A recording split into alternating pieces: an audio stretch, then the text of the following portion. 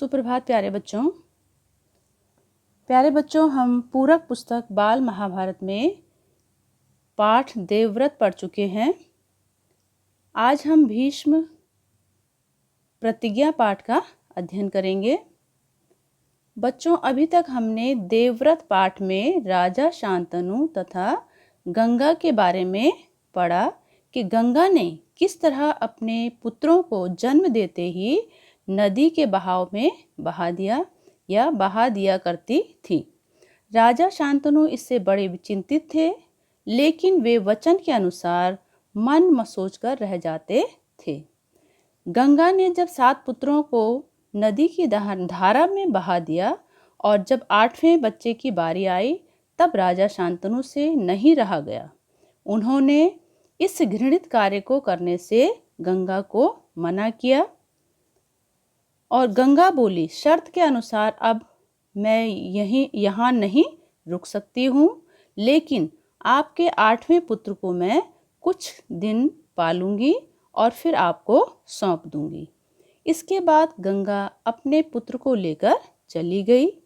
यही बच्चा आगे चलकर भीष्म पितामह के नाम से प्रसिद्ध हुआ। तो बच्चों, अब हम भीष्म प्रतिज्ञा जो आज हमने पाठ पढ़ना है उसका अध्ययन करते हैं। तेजस्वी पुत्र को पाकर राजा प्रफुल्लित हुए। प्रफुल्लित का अर्थ होता है बच्चों खुश हुए और मन से नगर को लौटे। देवव्रत राजकुमार के पद को सुशोभित करने लगे। 4 वर्ष बीत गए। एक दिन राजा शांतनु यमुना तट की ओर घूमने गए तो वहाँ उन्होंने एक सुंदर अप्सरा सी एक तरुणी को खड़ी देखा। तरुणी का अर्थ होता है बच्चों एक सुंदर स्त्री को देखा और उसका नाम था सत्यवती। तो गंगा के वियोग के कारण राजा के मन में जो विराग छाया हुआ था वह इस तरुणी को देखते ही विलीन हो गया। जब गंगा उन्हें छोड़कर चली गई तो राजा के मन में जो वियोग था वह इस सुंदर स्त्री को देखकर दूर हो गया और उस सुंदरी को अपनी पत्नी बनाने की इच्छा उनके मन में बलवती हो उठी और उन्होंने सत्यवती से प्रेम याचना की। सत्यवती बोली, मेरे पिता मल्लाहों के सरदार हैं, पहले उनकी अनुमति ले लीजिए, फिर मैं आपकी पत्नी बनने को तैयार हूँ। तो इस प्रकार राजा शांतनु जब अपनी इच्छा उन पर प्रकट करने के लिए केवटराज के पास गए तो केवटराज ने कहा कि आपको मुझे एक वचन देना होगा।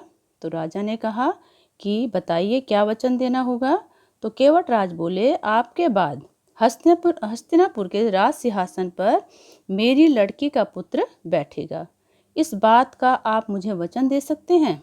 तो केवटराज की शर्त को सुनकर राजा को जो है केवटराज की जो शर्त थी वो नागवार लगी, क्योंकि वे गंगा पुत्र देवव्रत को ही अपने राजगद्दी पे बिठाना चाहते थे और निराश हो गए वे और नगर की ओर लौट आए। किसी से कुछ भी नहीं कहा, पर चिंता उनके मन को कीड़े की तरह कुतर कर खाने लगी। तो इस प्रकार बच्चों, देवव्रत ने देखा कि उसके पिता के मन में कोई ना कोई व्यथा समाई हुई है। एक दिन उसने शांतनु से पूछा, पिताजी, संसार का कोई भी सुख ऐसा नहीं है जो आपको प्राप्त ना हो, फिर इधर कुछ दिनों से आप दुखी क्यों दिखाई दे रहे हैं? आपको किस बात की चिंता है? तो यद्यपि शांतनु ने जो है उसको गोलमोल जवाब दिया, लेकिन देवव्रत जो थे बड़े ही कुशाग्र बुद्धि के थे।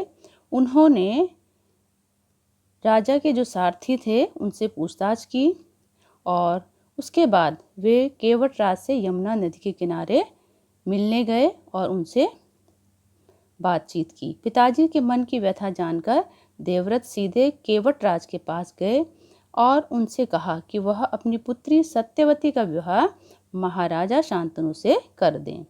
तो केवटराज ने वही शर्त दोहराई जो उन्होंने शांतनु के सामने दोहराई थी और देवव्रत ने कहा, यदि तुम्हारी आपत्ति का कारण यही है तो मैं वचन देता हूँ कि मैं राज्य का लोभ नहीं करूँगा।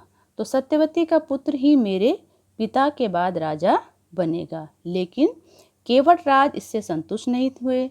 उन्होंने और दूर की सोची। बोले, आर्यपुत्र, इस बात का मुझे पूरा भरोसा है कि आप अपने वचन पर अटल रहेंगे, किंतु आपकी संतान से मैं वैसी आशा कैसे रख सकता हूँ?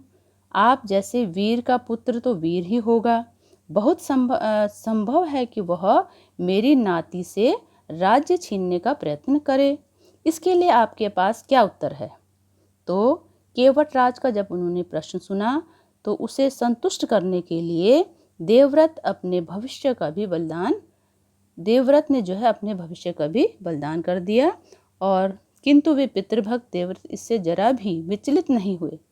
गंभीर स्वर में उन्होंने यह कहा, मैं जीवन भर विवाह नहीं करूँगा, आजन्म ब्रह्मचारी रहूँगा, मेरे संतान ही न होगी। अब तो तुम संतुष्ट हो?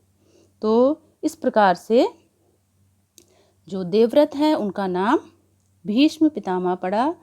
क्यों? क्योंकि उन्होंने जीवन भर विवाह न करने का वचन लिया था और आजन्म ब्रह्मचारी रहने का वचन लिया था, इसीलिए उनका नाम भीष्म पड़ा।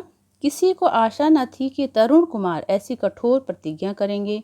देवव्रत ने भयंकर प्रतिज्ञा की थी, इसलिए उस दिन से उनका नाम जो है भीष्म पड़ गया। केवटराज ने सानंद अपनी पुत्री को देवव्रत के साथ विदा किया। सानंद का अर्थ है बच्चों खुशी खुशी उसने अपनी पुत्री को देवव्रत के साथ विदा कर दिया। तो सत्यवती से शांतनु के जब विवाह हुआ तो विवाह के पश्चात सत्यवती से जो है शांतनु के 2 पुत्र हुए, चित्रांगद और विचित्रवीर्य। तो शांतनु के देहावसान, शांतनु की मृत्यु के पश्चात चित्रांगद जो बड़ा बेटा था वो हस्तिनापुर के राज सिंहासन पर बैठे और उनके युद्ध में मारे जाने पर विचित्रवीर्य जो है राजगद्दी पर बैठे। और विचित्रवीर्य की 2 रानियां थीं, अंबिका और अंबालिका। तो अंबिका के पुत्र थे धृतराष्ट्र और अंबालिका के पुत्र पांडु थे। तो धृतराष्ट्र के पुत्र कौरव कहलाए और पांडु के पुत्र पांडव कहलाए। तो महात्मा भीष्म शांतनु के बाद से कुरुक्षेत्र युद्ध का अंत होने तक उस विशाल राजवंश के सामान्य कुलनायक और पूज्य बने रहे। शांतनु के बाद कुरु वंश का क्रम इस प्रकार रहा बच्चों। शांतनु की 2 रानियां थी, गंगा और सत्यवती। गंगा से देवव्रत हुए और सत्यवती से 2 पुत्र हुए, चित्रांगद और विचित्रवीर्य। और विचित्रवीर्य क्योंकि चित्रांगद की मृत्यु पहले हो गई तो विचित्रवीर्य की 2 रानियां थी, अंबिका और दूसरी अंबालिका। तो अंबिका से बच्चों धृतराष्ट्र हुए और अंबालिका से पांडु। और अंबिका से धृतराष्ट्र हुए और धृतराष्ट्र के पुत्र कौरव कहलाए और इनके 100 पुत्र थे। अंबालिका से पांडु हुए और पांडु के 5 पुत्र हुए, तो ये पांडव कहलाए। तो बच्चों अभी आपने भीष्म प्रतिज्ञा पाठ का अध्ययन किया।